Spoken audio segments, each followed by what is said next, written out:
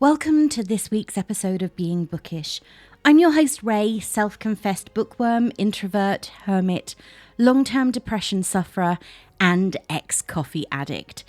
As you may be able to tell, this differs from my usual episodes, so let's get straight to the content you're here for. Join me and my guest, author Kate Eberlen, as we talk about her brand new book, Ever After, different types of love that are encompassed in the story, and Italy, an extra character and a place that she loves and takes a lot of beautiful pictures of. If you want to know what I mean, check out her Instagram after you've listened to this episode.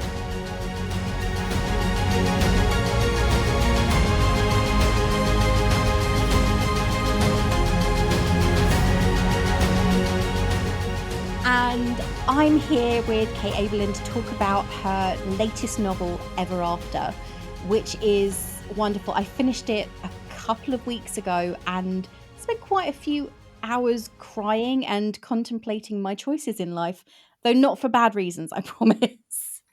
Thank you so much for joining me today, Kate.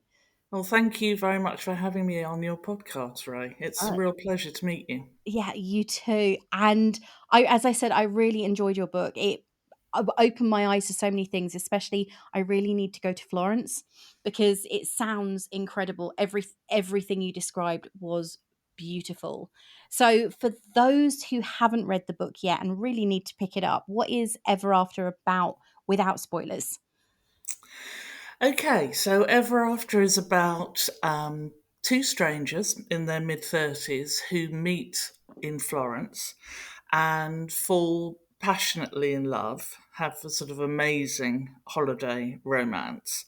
And really, it's about whether that romance can sustain once they return to rainy London.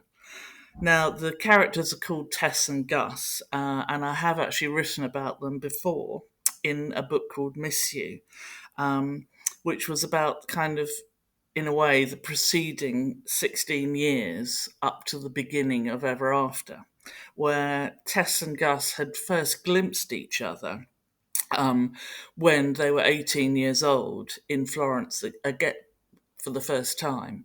And in that way that you kind of do sometimes when you're on holiday in the city, their paths had crossed a couple of times during the day. So it was almost like they recognized each other on the second occasion.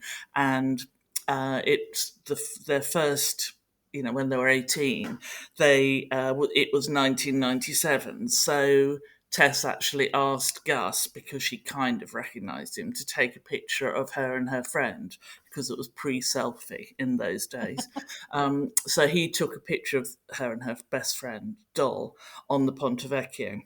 So at the beginning of Ever After, and you don't actually have to have read Miss You in order, I think.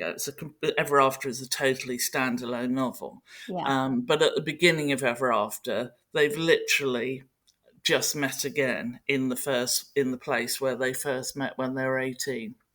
And as they talk to one another, they realise that their lives have kind of crossed paths throughout those 16 years.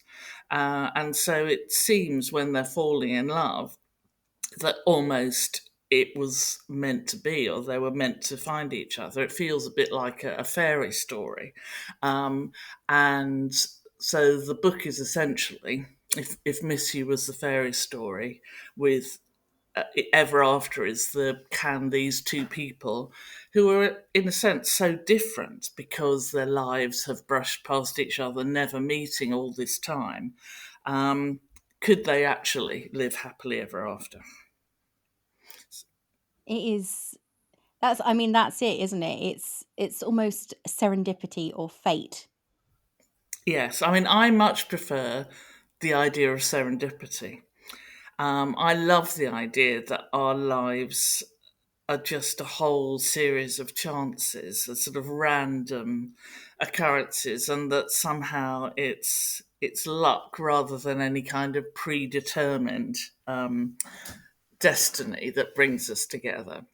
And I love the idea of all these sort of alternate lives that we could have led if we'd been in a place just a minute later, or that to me is that's really what I was trying to write about in Miss You. And I suppose in Ever After, I'm writing about whether you can still keep missing each other, even if you're together, but in a kind of more kind of metaphorical way, I suppose. Um, so, can your lives still be on such different tracks that even though you're in love, you can't actually sustain a relationship? Or can you? Well, that's the thing. I mean, they go through a lot when they're together. What made you come back to, was it always a plan to come back to Tess and Gus after Miss You? It was not a plan at all. Um, I didn't, when I first conceived the idea of Miss You, I didn't actually think that they would ever meet. In a way, it was a kind of challenge to myself. Can you write a love story about two people who never meet? But then I decided, no, that's not going to be satisfying. They've got to meet in the end. And so, but when I wrote that final scene, I absolutely felt that that was the end. But what happened was that Missy was a sort of surprise success, and it sold in 30 languages all over the world. And I began to get messages from people from all different countries, like, Brazil and Chile and Czechia, and I mean, literally, and a lot from Sweden. Oh, I wish I knew what had happened to Tess and Gus. Will they stay together? Oh, I really would love to know what happened to Tess and Gus. And I didn't think, oh, well, I've got to write a sequel then. But what I did think was, well, actually, I wonder if they could, you know, whether that love story would continue. And if it did, what would it actually look like? And so that started to interest me. And so, it's been quite a few years since I finished Miss You. But I thought, no, I think I would like to write that in a way, a kind of quite unusual love story where the protagonists start off together. Um, because traditionally, they Yeah. don't start off together. Yeah. Traditionally, it's all about them finding each other and how the love story develops. Whereas this one, you have, I mean, the obviously the first chapter is kind of like the end of the book, but not, because it's how did we get to this point? And when I first read I was thinking as I read it, okay, I've missed something. And then I started the next chapter and it's like, oh, now I get where we are, because it starts in 2020 and then goes back to 2013. And so Yes. the book spans 7 years, Yes. which Yes, is it a does. lot of time in anybody's life. Yes. Yes. And so much more so in strange ways in Tess's. Yes. Yes. Tess is a person with a very complicated background and a lot of responsibility on her shoulders. Um, and yeah, she's. Shall I talk a little bit about Tess? Yes, please do. Yeah. I think Tess is an incredibly strong character, but she's also, there are certain elements of her you sit there and you can see yourself in them, and sometimes that's a little bit disturbing. Oh well, I'm glad that you could identify in a sense Yeah, absolutely. I mean, with how she that is. longing to seek something different, to find change. I think a lot of people long for that at every stage of their lives. Yes, I think. Well, Tess is. She when she was 18, she was all she. She's a clever girl, and she comes from a very working class background. But she was about to be the first in her family ever to go to university. And when we first met her in Florence, she was getting her A levels results, and she'd done really well. And so she was thinking her life was about to change, and she was, you know. wanting to be really somebody who loved literature and could talk about it with people at university, and she was really looking forward to that. And then when she got back from holiday, she found that her mother had a terminal illness, and she basically, her choice was taken from her because she also had a little sister who needed looking after, and she knew that she had to look after her little sister because her father's quite feckless, really, and that's really what her mother would have wanted her to do.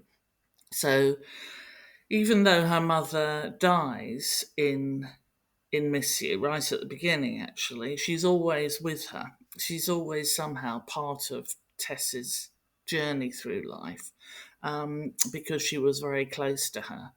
Um, and Tess is a kind of relentlessly optimistic person, really, and always wants to get the most out of life, but somehow is held back by not having the opportunities that she really kind of deserves to have in a way. But I think this is what makes her very attractive to Gus, who has kind of had a lot of opportunities. He's a middle class boy. He's been to a private school. He's had so-called advantages, and but his, he's never had to worry about money or anything like that. But his family don't really get on, and they're kind of poleaxed with grief themselves. Um, and so meeting Tess, it's he suddenly sort of feels that his world is full of possibility, um, and that's really the attraction between them. They make a lot of plans together, and obviously, as is the way with life, certain things get in the way. The scenes at Gus's mother's funeral really were horrifying in so many ways. His mother was, I mean, obviously you don't really get to know very much about her, or I think you meet her once in the book, Yeah. and then you encounter all these people who knew his mother at her funeral and discover that, oh, I thought her son had died. Yes, And because that yeah. really stunned me. Yes, well, Gus's older brother was killed in a skiing accident, and that's why there was grief in the family. And they were really unable to process it as a family, and so the parents split up, and the mother just adored the older son, who Gus has always had a bit of an inferiority complex about, because he was captain of the cricket team, he was head boy, he did everything, and Gus sort of was always felt in his shadow. um, and so Gus has got quite a sort of problematic relationship with his mother. And when she dies, in Ever After, that gives him enormous problems, because I think it's always very difficult when a parent dies, but I think it can be even more difficult if your relationship with them is poor, because there are lots of layers of other emotions, and that's certainly Gus suffers from a lot of those. Regret and Yeah. guilt being two of them. Yes. And also, of course, there's the elephant in the room in Gus's ex-wife, Charlotte, who was his brother's girlfriend, I think. Yes. Again, he sort of felt in a way he had to marry her, or maybe the attraction between them was kind of sort of greater because she was this incredibly beautiful fiance of his older brother. Um, but yes, Charlotte's a very strong character. I mean, I hope that she's not just you know, I think she's quite a difficult character, but Yes. I also hope that she's got layers of vulnerability too. She That, yeah, feels sometimes as though she's rather insecure in herself. yes, So she obviously layers that with her glamour and her intelligence and the power she has over Gus because of their two children. But at the same time, she feels insecure and dissatisfied in her life with her second husband. And that comes across whenever she talks about Tess and Gus, because Yes. she's, I don't know, it seems almost as though she's frustrated that he's managed to move on. And she doesn't like that because she's always had a position, a place in his life. And all of a sudden it's been usurped. Yes, I think that's absolutely true. Yes, yes. It's so very rewarding when a reader has read it so closely that you suddenly realise that, yes, things have come across that you intended. Yeah, I think you've summed it up really. She was a very interesting character because whatever happened, she's the mother of his children. She's always going to have a place in his life. But when things go, things don't quite go as they should be between Gus and Tess, she's there to not so much pick up the slack, but to kind of shoehorn her way in and make things worse. As though it's like, oh, now I've got my chance to make him realize that he needs me far more than he needs anybody else. Yes, I think that's part of it. And also, of course, because she's sort of, a legendary beauty and she's very successful and clever, Tess is always going to feel somehow that she's not a good enough alternative. So I think that that's one of the big dramatic tensions in the book. That I think it is very difficult to be, you know, the next person after a divorce, Yeah, which is what's happened. And Tess feels never. She's already quite insecure, and she feels it very strongly whenever Charlotte is even mentioned, really. especially because the thing I found interesting was her relationship, Tess's relationship with his children, with Flora and Bella, because both of them initially are a kind of a step back because they're very young when Tess and Gus originally get involved. And as they get, as obviously as the story goes on, the children, as children do, get older. And all of a sudden, you've got these two very teenagers. I mean, they're just teenagers. And they seem to be able to stick the knife in as accurately and cleanly as their mother does. Though whether they intend to or not is another matter. Yes, I think Flora, the older one, certainly is like, very like her mother. And of course, she'll have learned all those, ways of manipulating and sticking the knife in from her mother. Um, uh, but I also think that she, in a sense, has a target who's very vulnerable and doesn't, test because she's always quite insecure, really, because she's not the same background. She doesn't sort of feel in a way that she's good enough. She's always going to be quite a vulnerable target for that kind of behaviour. The younger one, I think, Bella, is easier to I love. loved the way Bella's character developed with the "I'm vegan," her concern for the planet and the environment, and the way that she talks about, "Oh no, you shouldn't be coming here because of the environment. You shouldn't fly. You shouldn't do this. But how am I going to see you if I don't?" Yes, yes.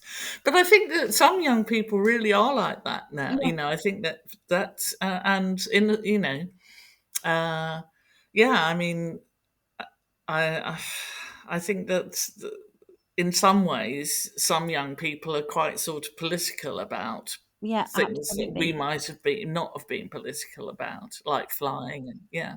But these little snippets and these little characteristics that get thrown in almost to certain elements, to they really round the characters out. They make them so real because you are giving them features that we are seeing far more now, but also you're making them concerned about things that quite often when you read a book you're not thinking about, because obviously a book is escapism, and they're just adding them in to give them this roundness.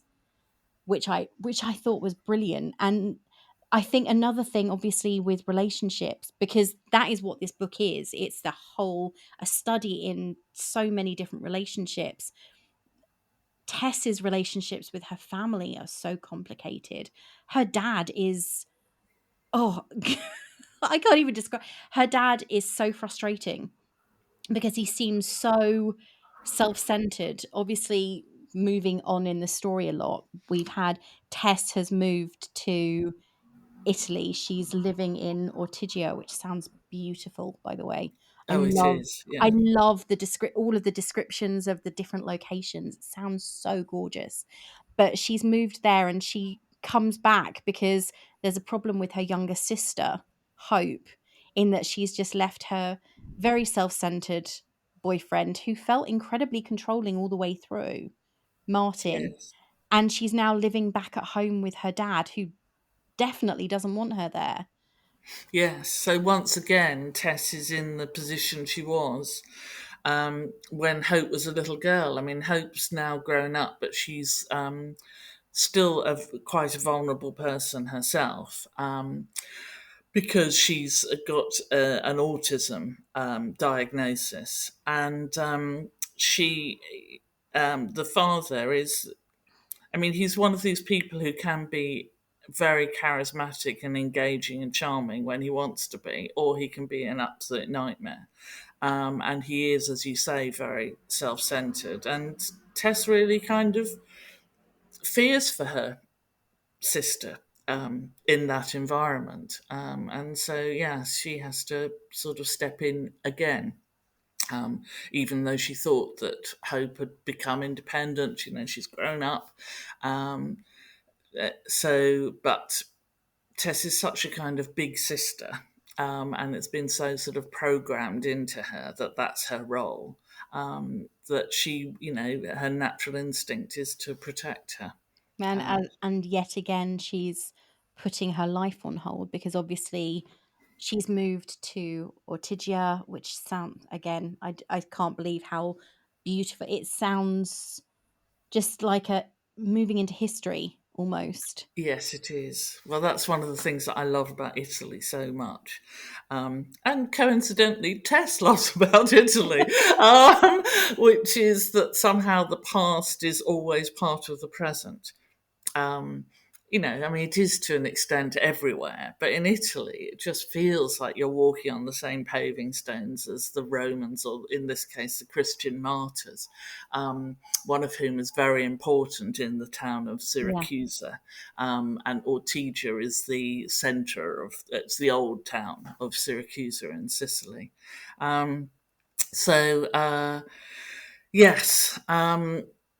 Yeah, I don't know where we started with that line of You were thought. I talking just got about carried away by Italy. You were talking about how Tess had moved to Italy. She'd started up a life with which they'd always planned to do with Gus, and things were going really well. Then she comes back and she puts her life on hold yet again. But at the same time, she almost shuts herself off because she's not communicating with Gus that I'm not going to be coming back. Things aren't working out as they should be. We're going to have to, our dreams are, they're over. And she doesn't bother telling him until he turns up on her doorstep and she's found a job. Yes. Yes, well, I think she's ever the optimist and thinks that she'll work it all out and then she'll tell him. And he's had quite a lot of disappointments and problems, so she's always slightly nervous about confronting him with reality. And Basically, she's conflicted herself. One of the things I wanted to write about was how love, how many different sorts of love there are. I mean, love is just such a tiny word, and yet her love for her sister Hope is, visceral, and it's like it's in her DNA, the wish to protect her and to keep her safe and to make her life happy. And her love for Gus is something completely different. It's passionate. It makes her feel like she's the person that she should be. Um, and yet those two things sometimes can't really be Mm. reconciled because it's Hope is demanding, and it's a lot to look after her, and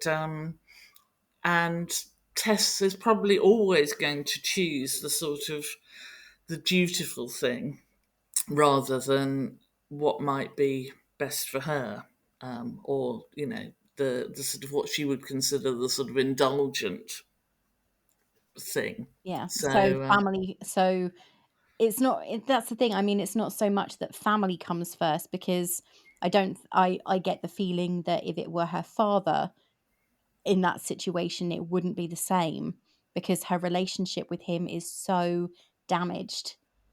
But her yes, relationship with Hope, it's almost it's almost maternal. it is because she has stepped in and become a mother, to Hope, really. And I think people have said to me that they think that Tess is overprotective of Hope, but actually, if you think of the sort of love that she has, which, as you say, is maternal, I don't think it is. It's just what she feels compelled to do. In a way, she couldn't be any different. No. Oh, And that's the thing. It's very, very interesting when you realise that she has 2 brothers that you don't even really think about them very much for most of the book. And then obviously they go to Australia for a wedding and you discover that she has 2 brothers who've both been able to get on with their lives completely. One lived in Australia, one lives in America, and they've got these perfect lifestyles, they've got freedom, they have the responsibility that they've chosen to have. Whereas it's Tess was kind of, even with all the things that she's had happen that haven't been great, she still has the responsibility for making sure that everything goes smoothly, or rather yes. she's given herself that responsibility.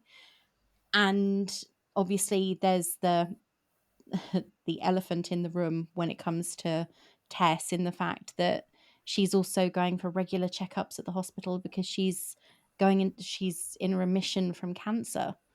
Yes, yes, because both in her family and her mother's family, the mother had the BRCA gene mutation, and so does Tess. And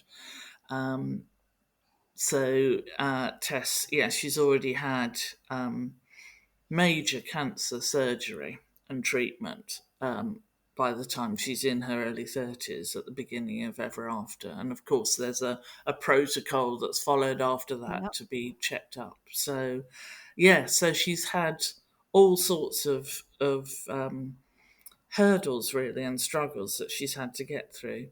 I mean, in a sense, I think that it's also quite a sort of just going back to her relationship with Hope. It's a sort of reciprocal thing in a kind of odd way, that Tess is always there for Hope, but in a way, Hope, in her curious kind of unemotional way, is always there for Tess too, and she's her sort of stability and her rock. Just so there is a great love both ways between them, although Hope is not somebody who can easily express emotion. Um, so, yeah, I wouldn't want it to sort of just be a sort of one way thing. Yeah, Tess is almost, Hope is Tess's reason for being Yes, in she many is. ways. Yeah, Without her, and she wouldn't have the same strength. And even Gus's love and her love for Gus doesn't seem to give her that same purpose. yeah, I think that's probably true. And Hope is able has a most beautiful singing voice, and so she's in a curious kind of way able to communicate with people, even though she's finds it difficult to express her emotions just in a normal kind of relationships. But in song, she's got this absolute gift, and I think that Tess is very keen that she should be able to have the freedom to express herself in that way. Yeah, and I think family. I mean, the old cliche, blood is thicker than water, but it's, It is, if you love your family, it is generally what you'll kind of choose to be your priority, I think. Yeah. So, I think it becomes difficult when well, reading the book, her brother with his partner and their children, obviously, they were their first child was born before, um, I'm guessing before the end of Miss You. yes. And so his priorities changed because he'd extended his family, something that, I mean, Tess's priorities may well have changed if she'd had children. Well, that's true, but also both the brothers, in a sense, they've had the freedom to get away, but it's also really because they've had a most horrible, violent father Mm. who they've needed to get away from. One of the brothers is gay and went to New York, and so is married to a very nice American. But the father, is the sort of person who just absolutely wouldn't have tolerated that. So he had to get away. And the other brother um, got his girlfriend pregnant, basically, and was disapproved of by both the father and the mother, actually, in the past. So, There's mention of the Tess mentions something along the lines of how her mother had disapproved of the girlfriend far more than the situation itself. yes, yes. Um, So, because they're, a fairly traditional family, fairly traditional Catholic family, that's really Tess's background. Um, and yes, and so basically, Brendan, the other brother, has got found his sort of getaway by emigrating. Um, And he made a very, very good life for himself. yes, yes, and I think in that kind of family, it would be assumed that the girl would be the one who, it's nearly always assumed that the daughter is the carer, if there is one. Yes. And normally the single girl is the carer. Yes, yes, exactly. Yeah. Speaking as the single girl who was her grandmother's carer, yes, I can honestly say that is the case. But it's the thing I loved. There were so many facets to all of the relationships. It wasn't one. Not one of them was one dimensional because you've got Gus's relationship with Charlotte, and in turn his relationship with his daughters, but also his daughters' relationships with both their parents and with Tess.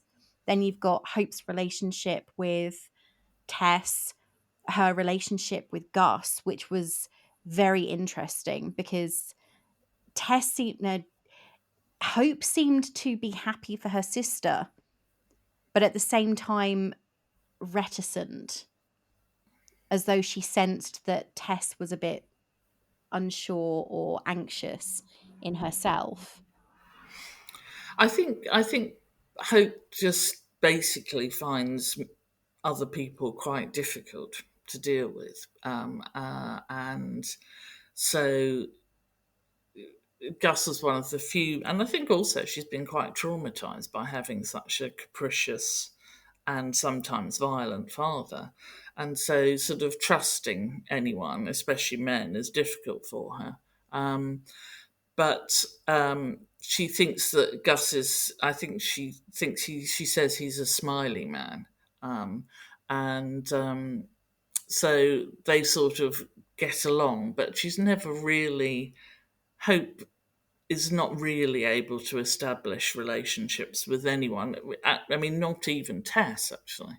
Her, Um, her relationship with Martin was, there were moments where after they'd broken up, some of the things she said made me laugh because she was so matter, as you said, she's very matter of fact. mm, I'm not with him anymore. I don't want to go back to him. I don't want to sing anymore. He didn't yes, he said I was fat. She's yes, so blunt and in her delivery of everything, but that's how some people are. yes, yeah, yes, I think so. Um, and yes, often Hope is the only person who's telling the truth because we cover things up with so many kind of social niceties, I think, in life. And so Hope may sound a bit abrupt at times, but actually she's always telling the truth, you know. And she does manage to adapt very well to change when it suits her. For Yes, example, when they're in Australia for the wedding and it's proposed that she stays, she's finally singing again after not singing for a considerable period of time, and she's like, "I'm gonna stay. That's my decision made. I'm not bothered about the consequences or anybody else's feelings. This is what I'm doing." And she's doing in many ways what I sort of wished Tess would do, because yes, Tess was so concerned with everyone else that she wasn't thinking about herself at times when she probably should have done. yes. No, I think that that's absolutely right. But I But I think there are people who are sort of natural carers, or that position is put on them, and it's just not in their nature to be able to be something different, or to be selfish about things, or that they wouldn't actually be happy if they, were just intent on fulfilling themselves, whatever that meant. Uh, I mean, I think that sometimes people say, you have to look after yourself, but actually, what does that even mean if you're caring for somebody that you love? You Occasionally sort having of more than don't an have a hour's sleep. choice. Well, maybe, yes. I think that's the best one. It's the occasionally having more than an hour's sleep, and when you go to the supermarket to do the grocery shopping, get yourself a cup of coffee and have a sit down. Sounds weird, but I can honestly say that those are the moments, that the few minutes you get to yourself when you're not giving somebody medication or making them breakfast or carrying them down the stairs. You think, I think I want a coffee and 5 minutes. Just 5 Yes, minutes when no one's calling to me, when no one's asking me for something. So, yes. but self-care is hard when you're caring for someone. I Really think that's hard. right. Yeah. Um, and that's one of the things that, without going too much into all the subplots, that's one of the things that I wanted to write about, actually, in the book. That all these, quite a lot of the people that Tess encounters have their own problems, Mm, and there isn't nobody is really caring for her a lot of the time, um, and the sort of the systems that there are in the world aren't to look adequate. after people who care are few and far between, and I don't think that that's recognised enough in our society. They're getting better. They are getting Yes, much better than they were, but that is something that is very clearly highlighted, and though Gus gets frustrated with Tess because of the whole Hope situation, all his frustration is doing is pushing her away, and yes, that is another facet of their relationship. He's yes, alienating her when he thinks he's helping her. exactly. Yes, he's got her own best interests at heart, but he doesn't. Yeah, he has to. Both of them have to learn an awful lot. And they Uh, the thing is, that's one of the things that's great about this, is that they do learn and they do develop, and because of all the things that they go through, and they go through a lot. I mean, you really did torture them just a little bit. But then life tortures everybody, so it's kind of fair. And all of these things that they went through, they do become so much stronger because of them, even though they kind of push each other away at many points. yeah, I think in the end they make each other better people, and I think that is really some as much as you can hope for, really. I mean, maybe that's what love is, to make the other person the best version of themselves that they can be. Absolutely. Without giving away the ending, because we really don't want to, would you ever revisit these characters, any of them? Hope, Tess, Gus, Doll, who we haven't actually spoken about very much, but she, I mean, the relationship that Tess and Dolly is very complicated. Yes, well, she's a sort of best friend, and with your best friend, who's known her since she was, tiny. And I think sometimes, your best friend is your worst enemy as Yeah. well. She takes Um, her for granted a lot, I think. yes, but again, actually, Dol probably is the one person who does look after Tess. She has, she supports her in quite a lot of ways. Though their Um, relationship does take a an unexpected turn. it certainly does, yes. But we don't need to give that away because No, that's a very interesting plot that I think offers a great deal of character development for Dolly and her relationship with Tess. But would you ever revisit them again? I don't think that I would now. It's very, very difficult to actually write about the same characters again. I mean, Ever After was the most difficult book for me to write, because it does stand alone, and it has to stand alone, Yeah, and yet you're limited by it. If you have had readers who've read Missy or whatever, you can't actually alter history. I mean, you have got these characters with a history. Um, and so I feel that I've said what I want to say about those characters. And much as I like Doll, um, and I like Hope too, but I think it would be, and I think Hope's an interesting character, but I think it would be very, very difficult to write a book about another book about them. So I don't. I think that is it. I mean, however, I mean, I said that at the end of you never Miss say You. never. Exactly. Yeah. Yeah. But I think it's very unlikely. That's it though, isn't it? You've given them an ending, and it's kind of open ended to a degree. And I'm not as it's very, very difficult to not say why, but it's open ended to a degree, and it ends during the pandemic, Yes. which is Yes. Well, yeah.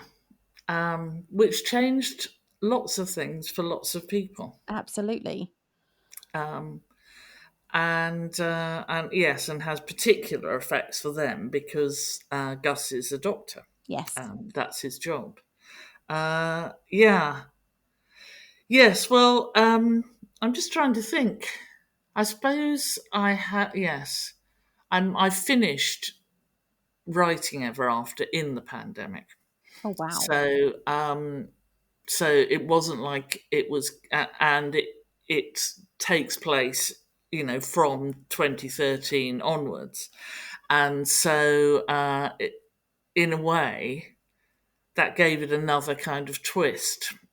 Um, I had Yeah, thought of the book before and had been writing the book before, but then some of it was written in the pandemic, so it it gave it a gave it, different it made it dimension. a different book from what it would have been, I suppose. And somehow it fitted quite well with all those kind of restrictions.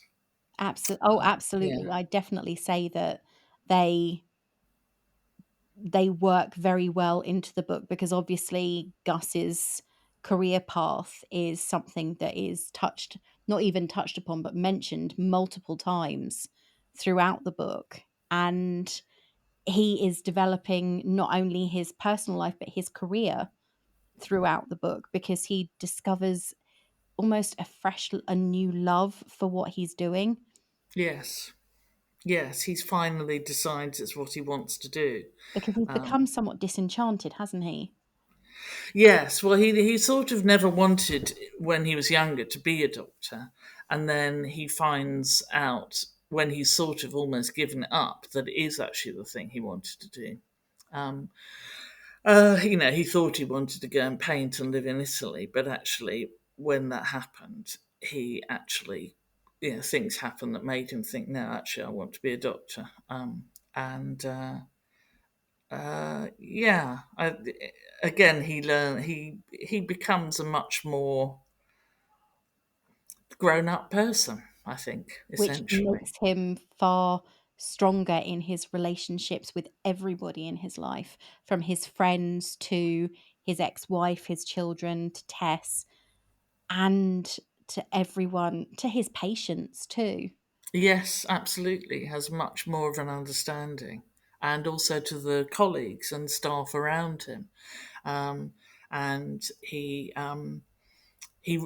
recognizes the sort of value of kindness, actually. And one of the things that Tess's mother always said to her was, when Tess was kind of, a teenager falling in love with a different member of Take That every week, her Yeah, mother which is what said, you tend to do. she said that it's not how somebody looks, it's what you want. Tess is a kind man, and Gus is also very good looking and very attractive, but he essentially has a kind nature and he becomes a kind man. So that was important to me. That's the Really, thing. has he goes through the mill, Gus. Yeah, he has Um, so much baggage to begin with, yeah, especially where his relationship with his mum, his dad, who makes a surprise appearance, and his older brother are concerned. He has such baggage, so many problems with the relationships that they had, that some of that carries through to the way he acts with colleagues, friends, and his loved ones, yes, because he's so yes, bitter and angry with Charlotte. That comes across when he's talking with Tess about, oh, we're keeping this house because Charlotte thinks it's better for the children, but she's moved on and she's living abroad, but he's still, it's almost like he feels like he's stuck. And finally, he stands up for himself and does things for himself, but also does these things to make things better for everyone else. yes. I think his daughter, with her, Bella, with her veganism and her, interest in the climate and all her kind of moral certainty that teenagers have, actually he see and the fact that people are dismissing her, he sees that her older sister is going to bully her in the way that he was bullied, and finally sticks up for her, and that to me was an absolutely crucial scene, because it wasn't just about his relationship with her, it was about his relationship with himself. It was like his real turning point. Yeah, it's like, no, this is not going to happen. I don't want to see this Yeah, repeat. I don't want history to repeat itself, exactly, because exactly. in the scenes that we see, obviously they are from Gus's perspective, but in the scenes we see of his brother and his parents, they are very dismissive of Gus as a teenager and as a young adult. And so the resentment's understandable, because it's not only the envy, it's that frustration of, well, they like him better than me. And all of the actions that he remembers justify that feeling. Yes. Well, I think he's a second child. He always felt second best. And then when his brother got killed, his brother sort of became a saint in a way. As far, nothing bad could be said against him. He was sort of like almost immortalized as this perfect son. And so Gus felt even more inferior. And that's something that I very much wanted to write about. The surviving child, I think, is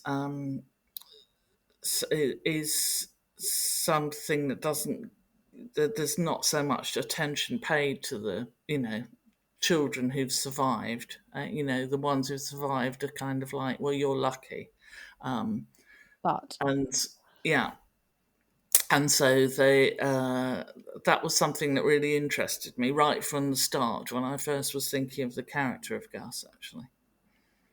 do you have any Are there any inspirations for these characters, people that you know or situations you've read about? I know that some authors say, "Oh, I read this story or I saw this TV program or I spoke with this person and they'd experienced this or this and that gave me this amazing idea that became what I created." Or was this in your head and these characters just sort of gained legs and walked?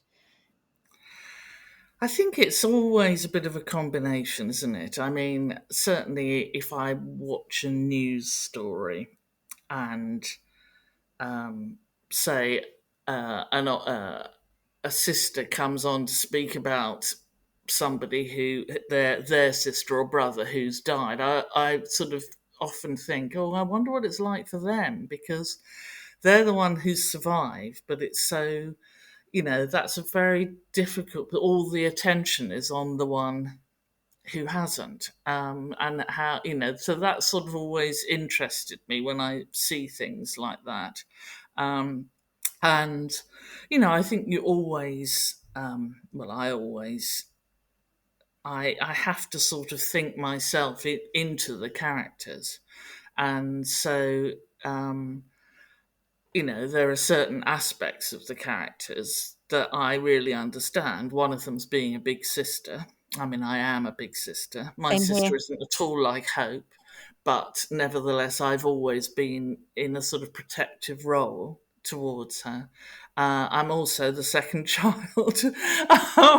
And, I've got an older brother who it was, the much loved son kind of thing. So I mean, Tess isn't me, Gus isn't me, but I understand what those dynamics are about, which are their kind of possibly their principal dynamics.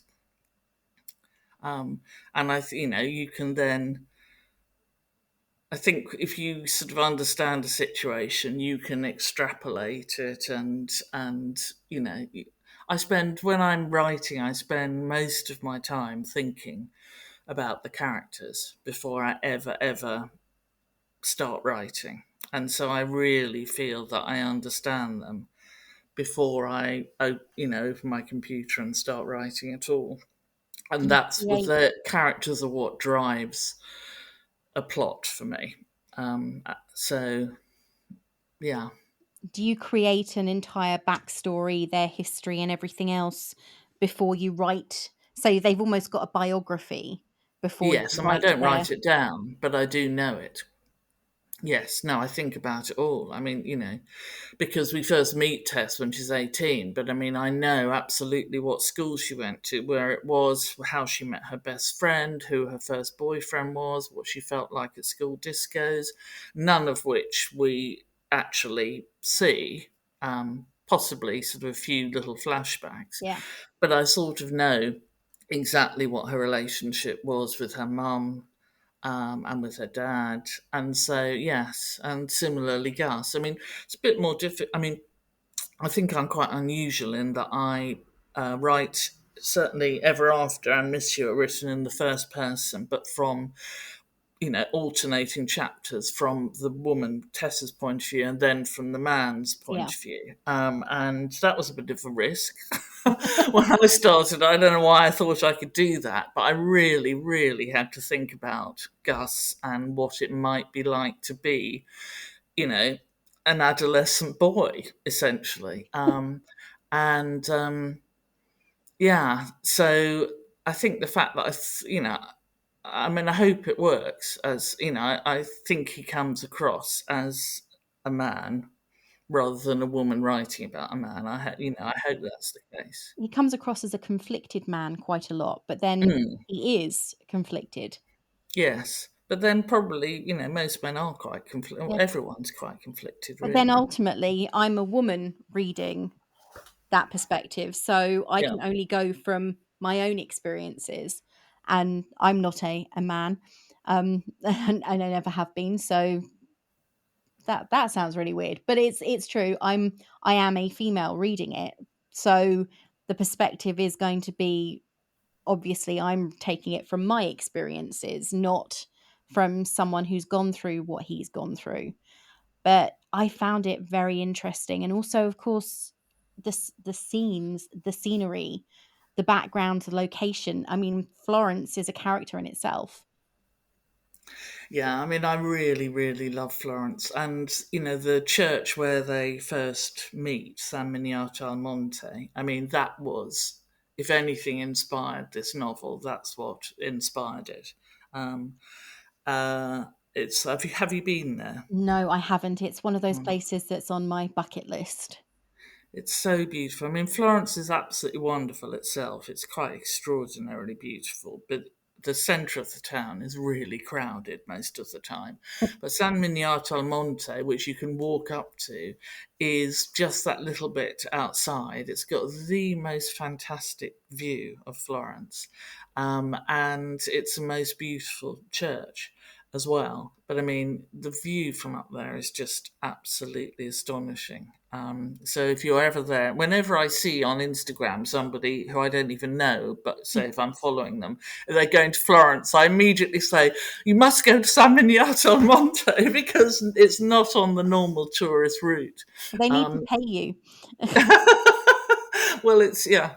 I was actually in Florence last week, and because I was doing some research actually in Perugia, but I was in Florence. I was staying in Florence, but I was doing research for a new novel. But anyway, I went up to San Miniato on Monte and I took Ever After up there with me. And I actually felt really emotional. I left a copy of Ever After on a bench outside San Miniato al Monte. And before I did that, I went inside and there was a monk, because it's a proper basilica, a working church. And I asked him to take a photo of me in the place where Tess met Gus. And my Italian isn't really good enough to explain, but I somehow got it across. And he was. He thought I was giving him the book at first, so I had to take it back from him. Oh, So I that's know wonderful. it's not for you.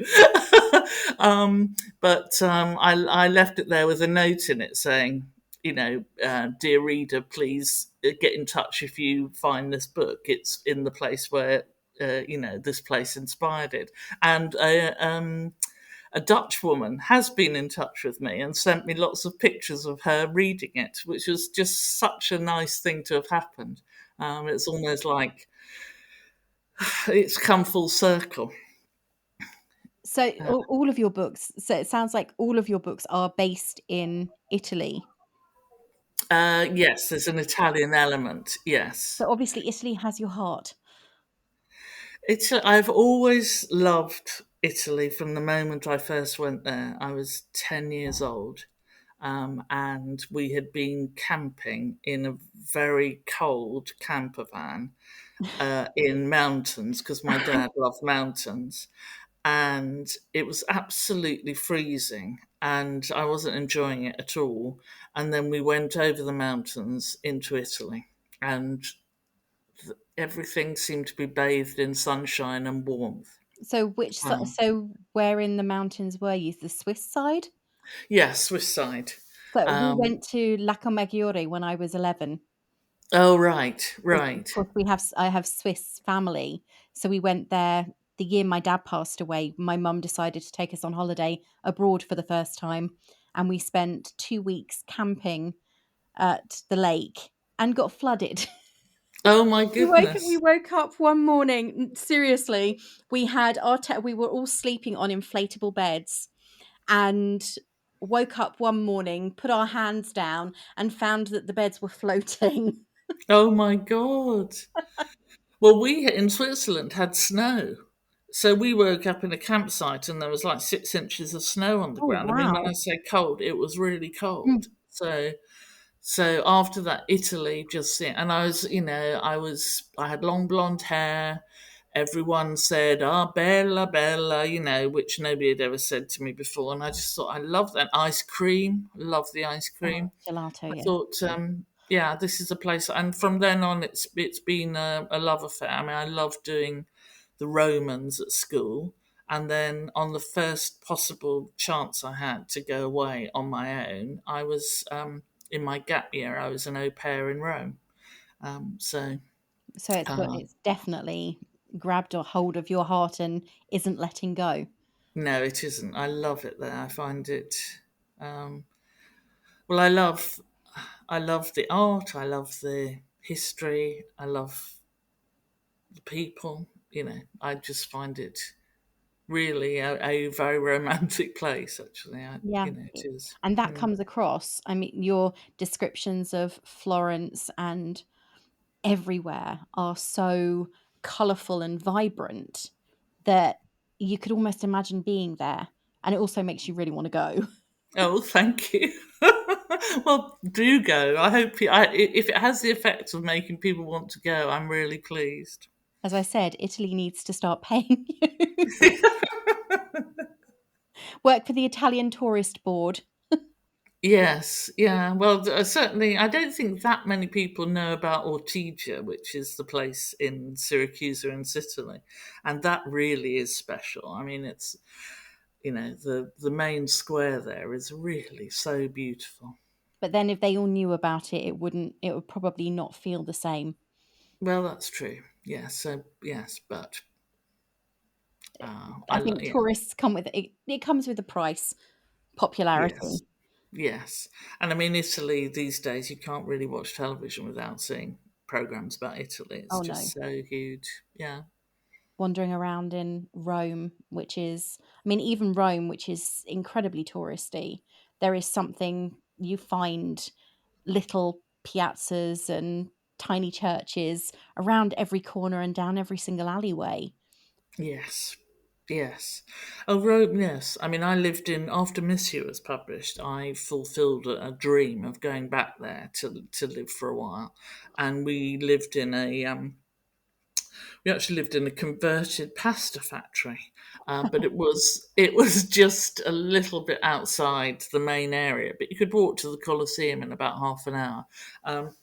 But it was just like a total, no ordinary neighbourhood. But it had, part of the Aurelian Wall running outside it. I mean, it's so extraordinary, Rome. It really is because we were staying at a hotel that was quite a bit outside the city. So we had a relatively long walk to get to the station and then a good 20-minute journey to get into the city itself. But once you were there, it's so vibrant, even on a quiet day, even when it was absolutely tipping it down with rain. It was still so different to going into I live relatively near Brighton, and it was so different to going into Brighton or to an English city in general because the history is just in everything. Yes, it is. It's extraordinary, and all things like the fountains. They are fed by water from the aqueducts, the same aqueducts that the Romans built. I mean, it's just extraordinary that so much of that infrastructure is still Roman. It's Yeah. just unbelievable. The only thing I would recommend is wearing trainers because the pavements aren't exactly safe for heels. No, oh no, you know, wearing heels is not a good idea at all in No, Rome. but then trying to get across the road is taking your life in your own hands. Yeah, you get very brave if you live there. Yes. And now, if I go there, say with my son, he's kind of like, "What are you doing?" I just march out in front of traffic, but they do stop if you're brave enough. Yeah, we found the trick when I was over there was to follow somebody pushing a buggy. Oh, right, They yes, always stop for a mother with children. Always. It doesn't matter how fast they're going or where they are, they always stop for a buggy. yeah. Always. My Italians love children. Yes. So we followed. It was a case of coming out of the Colosseum, follow that buggy just to get across the road. But it's a lovely place and it's so busy, but at the same time, you can walk anywhere and find yourself by a stunning sculpture of something. Yes, yeah. Or with some amazing view, or yeah, yeah. No, it is. It's a very, very beautiful city. But it's also a beautiful country. It doesn't matter where Every you yes, go. every single place is just extraordinary. I mean, even Milan, which is, I don't know if you've been to Milan, but I No. mean, it's much more like a sort of Northern European city in the look of it, and it doesn't really have a sort of centro storico like it's sort of, like a lot of them do. Yeah. It's not really medieval, but then the cathedral is just staggering. Have you been to Milan at all? I've been to a few places in Italy, but most of them were smaller towns and things because Right, I was with, not so much with family, but with, the school that I worked in Austria. We travelled a little bit into Italy and then travelled through Germany to come home. right. Well, Milan Cathedral, you can go on the roof, and it's honestly like going up to heaven. It's the sculpture up there is unbelievable. It's these amazing kind of pinnacles of carvings. It's just so beautiful. That's the one thing I do love about Italy, well, Rome, is their art. I mean, we have pieces of it over here, and of course, in France, they have some beautiful examples, but in Rome, it's everywhere. Yes, yes, no, it really is. But that is something that I got from Ever After was the feeling of agelessness in the city, in Florence and then Nortigia. It was so incredibly welcoming, but also quite awe-inspiring. Yes, well, I'm really pleased that you say that. That's certainly, I find, especially actually, Ortigia is a sort of transformative place. It's got the most beautiful light, and its patron saint is Santa Lucia, which, Lucia means light. And it is really, a most awe-inspiring place. So you've heard it here. Ortigia is beautiful, but don't start making it a tourist destination because we want people to go, but we don't want everybody to go. It's probably best to go in the winter, actually, because still not many people go in the winter, and the light is still so beautiful then. It sounds strange, but all I remember is at school learning about Sicily, and the words we learned were, and Italy kicked Sicily, Oh yes. because of course it's the boot, but that's all we ever learnt really about Sicily. And we learnt about the Romans and things, and I was always fascinated with ancient history far more than anything beyond the 1600s I wasn't interested in. Yes, me very much the same in that way. Yes, yeah.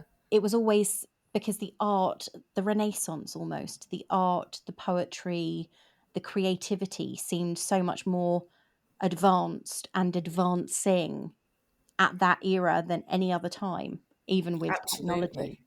Yes, yes. Um, And and that is something that comes across in the book so much because of where we are. And obviously with Tess writing her book and discovering her creative soul or rediscovering her creative soul, because we have to bring it back to the book. And that is something that I don't think would have happened the same way if she'd not gone back to discover everything in Italy.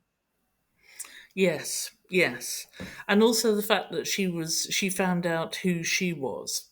Yes, Really, was yes, given that opportunity because she was away from everything, because she went on yes, her own. yes.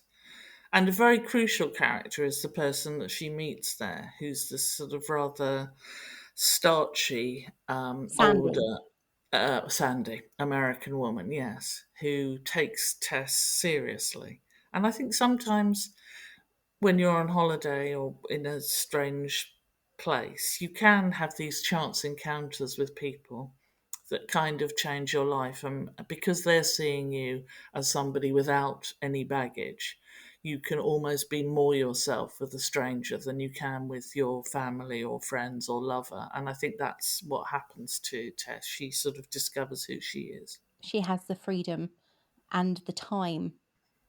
And I think Yes. she needed that away from everything that had been going on in England, because she had really been dumped on quite a lot with everything that was going on with Gus, everything that was going on with her family, and going to Ortegia. And almost, I love the way that she doesn't even realize what's happening until it's like, oh, so you want to live here.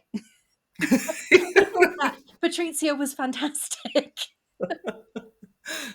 Yes, she says in a sort of polite, being friendly, "Oh, I never want to leave," and they take her at face Yes, value. So, "Oh, well, you can stay here." yes, here you Yes. go. Here's an apartment. Okay, fine. That wasn't startling. I wasn't expecting that, but she takes it in her stride, and that is also, I think that is a show of where she's come from in comparison with where she was at the beginning of the book. She takes everything in her stride and is very strong about it. And that is another thing that this book really brings home, is that the more hardships you have, the more growth you have, the stronger you become. And Tess is far stronger at the end of the book than she is when she first meets Gus at the beginning. Yes, I think yes. Thank you. I mean, I hope that that's what I wanted for it to be. Yes, so I'm very pleased that you found that. And of course, the next book's going to be in Italy too. It is, yes, Umbria next time. Very nice. Hmm. I look forward to reading about it or hearing about it. So, we've been talking for a very long time, and I really do love this book. I actually think I should go back and read Miss You, because I haven't read it previously. So I think it'll be interesting to see the sort of the serendipitous encounters that they have along the way, all the little things, because you do get hints of that throughout Ever After, because she sort of, it's almost as though it triggers something in her memory when they Yes. meet up again. And it would be nice to read about where it started. So, where can people, obviously, they can buy the book on Amazon and Waterstones and internationally. Has it got a different title as Only You had, or is it Ever After everywhere? It's uh, well, it hasn't yet been published in foreign territories, Oh, so I wow. don't actually even know what they're calling it. So I have, because in most foreign territories it was called Miss You was called Miss You, as you say, but I'm not sure about what's going to happen with Ever After. That's interesting. So, where can people find you on socials, website? Well, I mainly use Instagram, and it's at Kate Eberlen. Um, and I am also on Twitter, but I don't really use Twitter that much. So I've noted your Instagram is full of beautiful photos of Italy at the moment. it is at the moment because I've just been there. Yeah, and yes, that story about me going up there is on a reel. So Yeah, yeah. it's and they're lovely photos. I can say I spent a lot of time looking at them. Well, I can't go on holiday this year. My passport expired in April, so Oh dear. so I'm just taking experience from everybody else's photos of I've just been to this place and I've just been to this place, and the people that are posting the beautiful scenic photos and everything, that atmospheric images. I'm just going, all right, I've experienced my holiday. That's a good idea for next time I go abroad. Which is Oh, fantastic. I love looking at other people's holiday photos, especially when they're taking beautiful images of views. I really do enjoy looking at scenes of cities and countryside and skies and the sea. Though I could just walk down the road and look at the sea, because I live 5 minutes from it. oh really? 5 minutes south, and I'm on the coast. So yes, Oh wow. I could just walk down the road, but it's not quite the same as looking at the Amalfi Coast or somewhere else equally as stunning. Yes, yes. Well, it's true. Yeah. Yeah, There's there's nothing nowhere like quite like, say, Venice, is there? no. I'm going to post a picture. Somebody took a picture of my book on the Lido in Venice, so that's what I'm going to be posting Oh, next. wonderful. Yeah. Not jealous of them being in Venice at all. At all. Not at all. I just have to watch a film that's in Venice or re-watch A Room with a View, which was the first book that made me fall in love with Italy. Yes, well, me too. I mean, and actually, that film is really wonderful, isn't it? It is. I did my GCSE essay. We had to do a single essay, really long one. I did my GCSE essay about A Room with a View and Lady Chatterley's Lover, Oh my goodness! all the way And back have in you watched 1990. in more contemporary? Have you watched the? Have you read Elena Ferrante? No, Oh, well, Naples. She is just the most amazing writer. You love her. And there's also um, there are four books, and three of them have been made into Italian television series, but they are the most faithful to books that I've ever seen. They're so good. I'll have to keep my eye out for those then. Thank you ever so much for coming on and talking about Ever After and Italy in general, because Italy is a beautiful place that I would recommend people visit at least once in their lives, if not multiple times. I need to go again. Yes, everyone needs to go again. I agree. I agree. I think it's a place that everybody needs to visit at some point. But thank you ever so much for coming on and talking about everything to do with the books and your travels. And look forward to hearing about the next book. But Ever After is available now. You can order it pretty much everywhere, and it's well worth a read. 100% would recommend it. Well, thank you very much. I've really enjoyed talking to you, Ray, I've and enjoyed talking to you hope to too. talk to you again soon. Absolutely. Thank you very much. Thank Bye. you. Okay, bye. Well, that's it for this week. Thank you for listening, and thank you again to my guest, the author Kate Eberlen. Her latest book, Ever After, is out now, published by Orion Books. Whether you're travelling abroad or staying home this year, hey, a staycation is great if the weather cooperates. Not that it actually is right now in the UK. This is the perfect book to keep you company. Next week, I'll be back with some YA mythology that you may have seen on my Instagram and TikTok feeds, because the book is something to behold. If you like what you hear, why not share it with your friends and family? And please post a star rating on Apple Podcasts, Spotify, or any of the other podcatchers where you listen. You can follow me on Instagram and Threads as Being Bookish Pod, on TikTok as Being Bookish Reviews, and on X, oh, I really do not like that change, as Being_Bookish. Or you can check out my website for the podcast back catalogue and full written book reviews at beingbookish.co.uk. Well, I've got a lot to get ready for next week, and another new book on the TBR is calling to me. So until next time, this is me saying farewell.